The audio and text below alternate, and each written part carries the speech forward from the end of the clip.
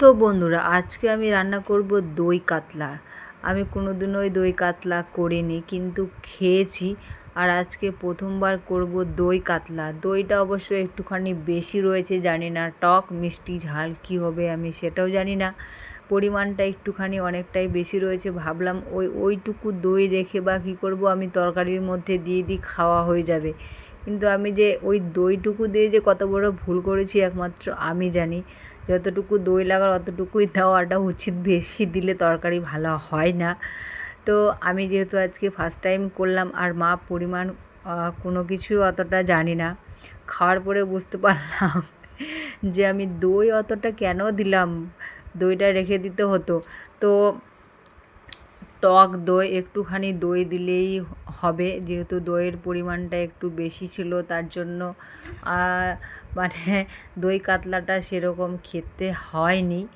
তো চলো, প্রথমবার যেহেতু করলাম, নেক্সট টাইম যখন করব তখন সব কিছুই অবশ্য পরিমাণ মতোই দিব। তো আর এই দিকে দেখো, আমার দই কাতলা রেডি, প্লাস তোমার বাঁধাকপি দিয়ে মাছের মাথা, ছোট্ট একটা বাঁধাকপি নিয়ে এসেছিলো আমার বর, ওই ছোট বাঁধাকপিটাই করেছি। আর এই যে কালকে যেহেতু মাংস রান্না করেছিলাম, এই যে মাংসটা রয়ে গেছে অনেকটাই মাংস, আমার বর ওটা রুটি দিয়ে খাবে। আর এই যে এখানটায় দই কাতলা হয়ে গিয়েছে। তো সব কিছু রান্নাবান্না পুরো কমপ্লিট। এখন শুধু অফিসের খাবারগুলো টিফিন বাটিতে প্যাক করে দিয়ে দেবো, আর মাংসটা দিয়ে রুটি খাবে। রাত্রেবেলা কয়েকটা রুটি রেখেছিলাম, আমার বর এখন মাংস দিয়ে রুটি খাবে। আর এই যে আনারস দেখতে পাচ্ছ, আনারসটা পচে গিয়েছে। আমার মেয়েকে বারবার বললাম আনারসটা খেতে, কিন্তু একদমই খেলো না। তো রান্নাবান্না কমপ্লিট হওয়ার পর বাড়িঘর সব কিছু একটুখানি গুছিয়ে নেব, ওই আর কি। কারণ পা ফেলারও আমাদের বাড়িতে সেরকম জায়গা নেই, শুধু বালি সিমেন্ট আর জল। তো হরলিক্স সকালবেলা গুলে দিয়েছিলাম, হরলিক্সটা খায়নি, বলছে তাকে খেতে ভালো লাগছে না, ভালো খাবার উনি খাবেন না, ওনাকে ম্যাগি করে দিন তাহলে ঠিক খেয়ে নেবে।